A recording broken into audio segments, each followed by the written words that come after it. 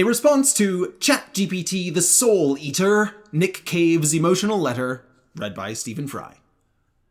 Nick says, quote, "This struggle is the validating impulse that gives God's world its intrinsic meaning," unquote. Indeed, struggle plays a role in creation, but it is God's love and meticulous care that are foundational to both meaning and the motivation for struggle. The essence of our existence is rooted more in divine love than in mere effort.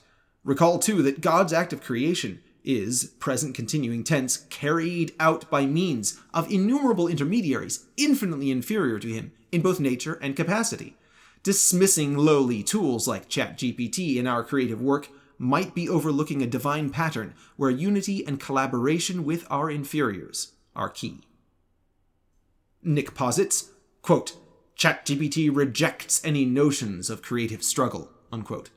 On the contrary, ChatGPT is not a sentient entity making value judgments, but a tool designed to enhance the productivity of creative struggle. It doesn't negate the struggle inherent in creation, but offers a means to navigate it more effectively.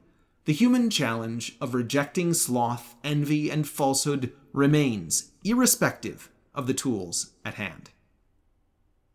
Nick continues, quote, "It rejects that there is a collective, essential, and unconscious human spirit underpinning our existence, connecting us all through our mutual striving," unquote.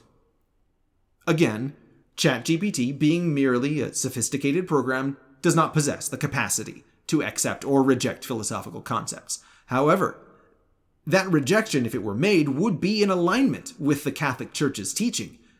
It is the hyper-conscious, divine Spirit of God that is the fundamental connector and energizer of productive human existence, not an unconscious human spirit. We must discern truth from error by their relation to the divine, and regardless of our own predilections.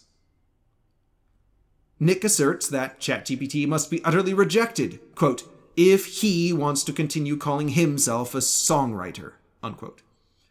Beyond the shades of the Luddite fallacy, this point raises a debate over terminology. As 2 Timothy 2:14 cautions us against quarreling about words, we should focus on the essence rather than terminological debates. The real struggle is to ensure our creations are united with the truth, and not for the labels we assign to others or ourselves. Nick believes, quote, "it is our striving that becomes the very essence of meaning," unquote. Striving is crucial, but idolizing our creations or methods above the Creator mirrors the very self-deceit we strive to avoid, as warned in Romans 1:25. Caution against seeing ChatGPT as a false god is valid. AI tools are creations of human intellect, not entities deserving of reverence or worship. However, we should not idolize traditional creative methods either. Whether one uses tools like ChatGPT or not, the act of creation should be a means to an end, not an end in itself. Like fire, all tools, from the most primal to the most advanced, must be used with wisdom and discernment. Nick concludes, quote, "we are fighting for the very soul of the world," unquote. Indeed, Nick, indeed. This statement rightly emphasizes the gravity of our cultural and spiritual battles. However, it is essential to recognize that the real adversary in these struggles is not the tools or methods we use, but the falsehood and deceit that can pervade any medium.